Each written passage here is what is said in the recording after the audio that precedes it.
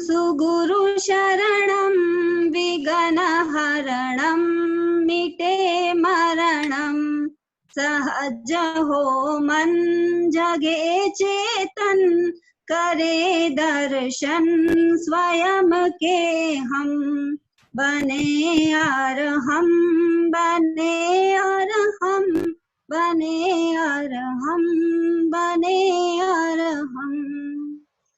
आराध्य देव के चरणों में कोटिशः वंदन अर्पण करती हूँ। पूज्य गुरुवर के चरण में आस्था का अभिनव वंदन। रहे सदा कृपा हम सब पर, दो आशीर्वर नेमानंदन, दो आशीर्वर नेमानंदन। वात्सल्य की प्रतिमूर्ति मातृ हृदया महाश्रमणी वर के चरणों में भावभीनी वंदना। मुंबई ज्ञानशाला की आंचलिक संयोजिका श्रीमती सुमन जी चपलोत, आंचलिक सह संयोजिका श्रीमती अनीता जी परमार, विभागीय संयोजिका राजश्री जी कच्छारा व विभागीय सह संयोजिका संजू जी दुग्गड़ व शीतल जी साखला, सभी पदाधिकारी गण व ज्ञानशाला की बगिया को सींचने वाली हमारी प्यारी प्यारी प्रशिक्षक बहनों, सादर जय जिनेंद्र। स्वागत है आप सभी का एक बार फिर से हमारी इस 12 व्रत कार्यशाला में। हमारा उत्साहवर्धन करने के लिए आप सभी यहाँ पर पधारे, तो तहे दिल से आपका करती हूँ स्वागत स्वागत स्वागत। सबसे पहले मैं सुमन जी को कृतज्ञता ज्ञापित करती हूँ कि उन्होंने मुझे व शिल्पा को फिर से जोन की संयोजिका व सह संयोजिका के पद के दायित्व को सौंपा।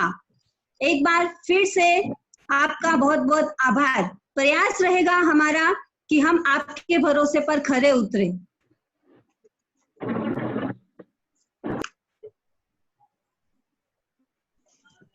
आंचलिक संयोजिका सुमन जी के कदम से कदम मिलाकर चलने वाले ऊर्जावान प्रतिभावान हमारी आंचलिक सह संयोजिका अनीता जी परमार से आमंत्रित करती हूँ अपने शब्दों के साथ।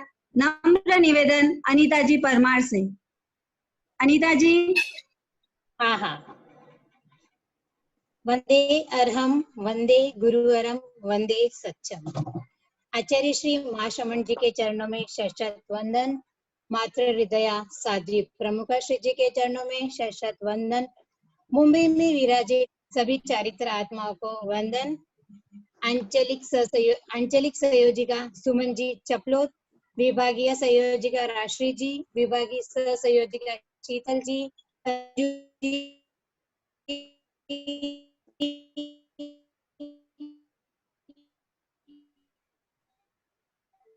और जीतमल जो उनकी संयोजिका वनीता जी। आप में ही एक चीज के साथ रेडी रहते हैं। जैसे आज की एक कार्यशाला है श्रावक के 12 व्रत, जिसका फर्स्ट पार्ट ऑलरेडी हो पार्ट है, और इसके जो मोटिवेटर है रेखा जी, वो मतलब इतने अच्छे तरीके से सभी प्रशिक्षक करती हूँ कि आप सभी प्रशिक्षक इस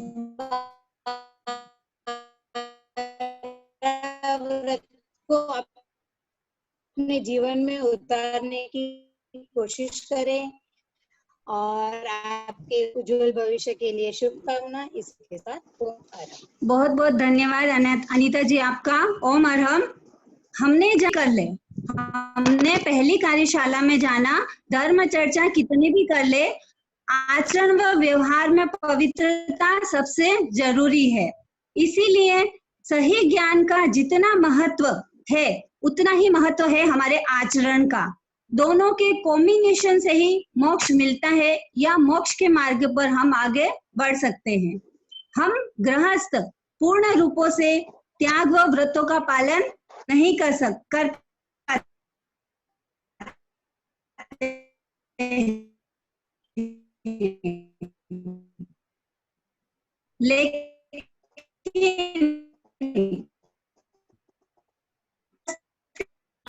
चलाते हुए भी हम धर्म की आराधना कर सकते हैं। कैसे? सिग्नल जोन की रेखा जी धाकड़ के द्वारा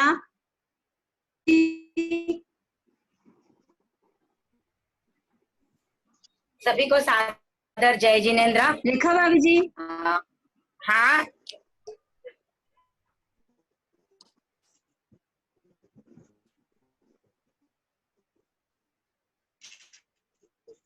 हाँ हाँ शुरू कीजिए। आवाज आ रही है ना? हाँ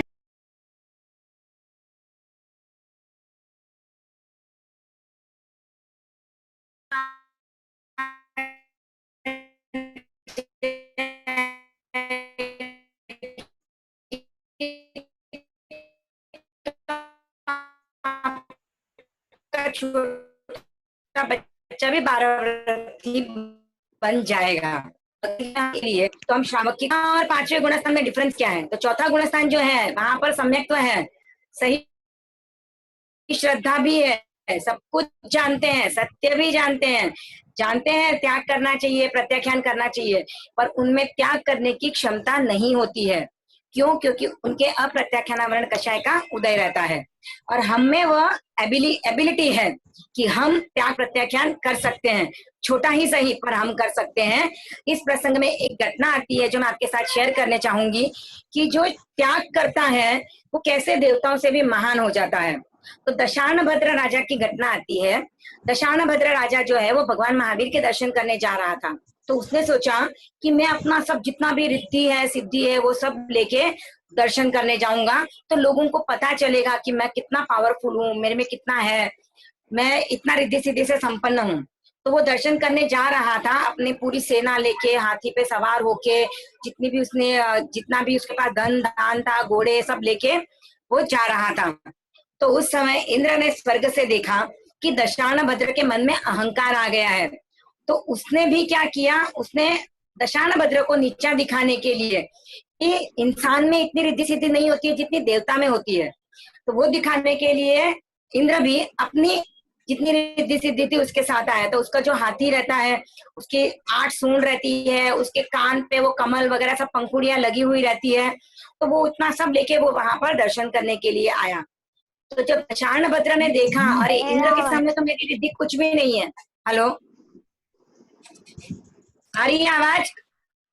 हाँ आ रही है।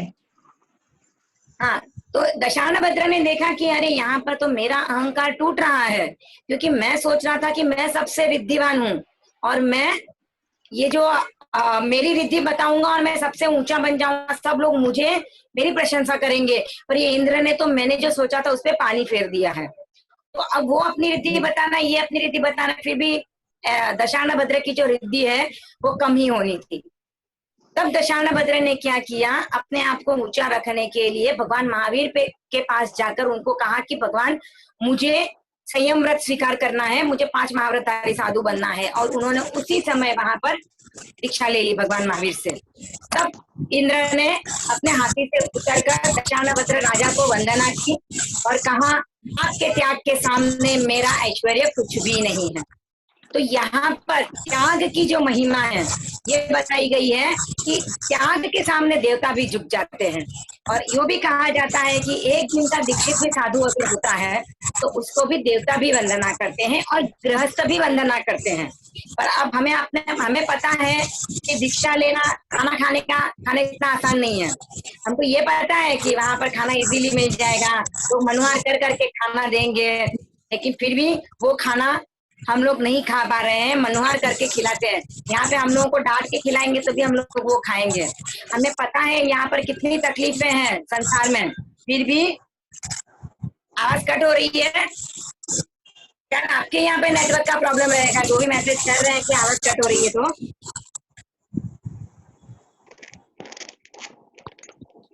तो हम ये कहते हैं कि साधु जीवन में बहुत तकलीफें हैं, और साधु जीवन की तकलीफें हमारी संसार जीवन की जो तकलीफें हैं उससे कम ही है। पर फिर भी हमारा मोहनीय कर्म है, उसका जब तक क्षयोपशम नहीं होता है।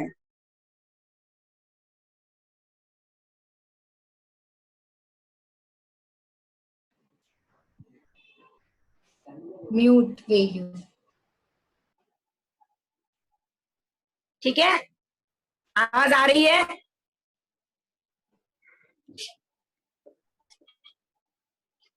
आ रही है। अगर सबको आवाज आ रही है तो ठीक है, बाकी एक दो जन के मैसेज आ रहे हैं तो शायद उनके यहाँ पे नेटवर्क की प्रॉब्लम हो सकती है, तो आप चेक कर लीजिए आपका नेटवर्क। तो हम जानते हैं कि गृहस्थ जीवन में बहुत तकलीफें हैं, क्योंकि हमारे तो रोज निरंतर कुछ ना कुछ टेंशन चालू ही रहती है, कभी इस चीज का टेंशन है, कभी उस चीज का टेंशन है। पर फिर भी जब तक हमारे चारित्र मोहनीय का क्षय पशम नहीं होगा, हम चारित्र अंगीकार नहीं कर सकते। पर ऐसा नहीं है कि हम चारित्र अंगीकार नहीं कर सकते हैं तो हम चारित्र का आचरण भी अंश मात्र में नहीं कर सकते। तो इतना तो हमको भगवान महावीर ने अधिकार दिया है कि गृहस्थ धर्म में भी हम चारित्र का आचरण कुछ न कुछ रूप में कर सकते हैं, क्योंकि पूर्ण चारित्र का क्षय हमारे नहीं है, पर हम चारित्र मोहनीय का क्षयोपशम अवश्य कर सकते हैं। और उस क्षयोपशम के क्रम में ही ये 12 व्रत जो हमारे लिए किए गए हैं, वो हम 12 व्रतों को आज समझ रहे हैं। 5 अनुव्रत तक हमारा डिस्क्रिप्शन उसी क्लास में हो चुका था। अब हम चल रहे हैं छठे व्रत की तरफ। तो 5 व्रत तक जो होते हैं उनको अनुव्रत कहा जाता है। अणु यानी छोटे और व्रत नियम, तो छोटे छोटे नियम। अब इन अनुव्रतों को और पुष्ट करने के लिए आगे के 7 व्रत और श्रावक के व्रतों में जोड़े गए हैं।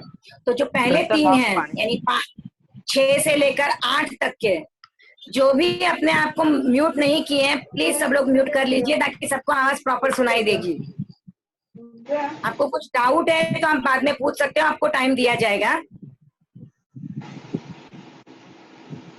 तो 6 से लेकर 8 तक के जो व्रत हैं वो है गुणव्रत। गुणव्रत यानी क्या? ये हमारे अनुव्रतों को पुष्ट करने के लिए और भी सहायक बनते हैं। तो इच्छा परिमाण जो व्रत है उसी को पुष्ट करने के लिए बाकी के 3 व्रत हैं। यानी इच्छा परिमाण व्रत को हमें और अच्छे से करना है तो बाकी की और भी इच्छाएं हैं तो वो सब इच्छा परिमाण में नहीं लिए, तो इन 3 अनुव्रतों में डाली हुई है। तो ये 3 अनुव्रत है जो गुणव्रत जिनको कहा जाता है, उनका नाम है दिक् परिमाण व्रत, उपभोग परिभोग परिमाण व्रत और अनर्थ दंड विरमण व्रत। अगर हम इसको समझना चाहें तो हम इच्छा परिमाण को एक टेंट की तरह समझ सकते हैं। जैसे हम बाहर आउटिंग के लिए वगैरह जाते हैं तब हम टेंट लगाते हैं। जो लोग ट्रैक पे गए हैं या कहीं बाहर गए हैं और टेंट में रहने का अनुभव लिया तो उनको पता होगा टेंट कपड़ा लगाकर बांधा जाता है और उसके 3 या 4 कोनों पे खूंटियां लगाई जाती है। तो हम ऐसे समझेंगे कि हमारा जो इच्छा परिमाण का टेंट है उसको 3 खूंटियां हैं। तो 3 खूंटियां कौन सी हैं? तो पहली खूंटी है दिक् परिमाण व्रत की, और दूसरी खूंटी है उपभोग परिमाण व्रत की, और तीसरी है अनर्थ दंड विरमण व्रत की। तो इन 3 खूंटियों पे हमारे इच्छा परिमाण अनुव्रत का तंबू टिका हुआ है, यानी वो टेंट हमारा टिका हुआ है। हम सबसे पहले चलेंगे दिग्व्रत। तो दिग्व्रत नाम से हम समझेंगे, दिग यानी दिशा होता है, और दिशा में हमारे जो चारों ओर घूमने का है उसका हम यहाँ पे व्रत ले रहे हैं। तो हम क्यों ले रहे हैं दिशाओं में घूमने का व्रत? क्योंकि अगर हम दिशाओं में घूमने से फ्री रहेंगे तो हम कहीं पर भी जा सकते थे। पहले जैसे राजा महाराजा होते थे वो अपने राज्य के अलावा दूसरे राज्यों को भी हासिल करने की कोशिश करते थे। जैसे भरत चक्रवर्ती 6 खंडों का। हाँ एक मिनट, अगर मुझे लग रहा है ये लिंक मैंने कंटिन्यू वाली की थी पर हो नहीं पाई है शायद, तो अगर ये लिंक वापस हो जाए सब लोग वापस इसी लिंक में ज्वाइन हो जाइएगा। अच्छा, वापस सेंड कर रही है? नहीं, इसी लिंक में वापस ज्वाइन कर लेना, सब हो जाएंगे वापस से। मतलब यहाँ से एक बार अपने एक बार एंड कर रही है। रिज्वाइन करना आप अपना चलने दीजिए रेखा जी, अपना चलने दीजिए। आप चलते चलते जब ये मीटिंग अपने आप क्लोज हो जाती है ना तब इसी लिंक पे आप सब क्लिक कीजिए, वापस ज्वाइन हो जाएंगे। अच्छा, हाँ वो ठीक है, मुझे लगा आप भी करना है कुछ।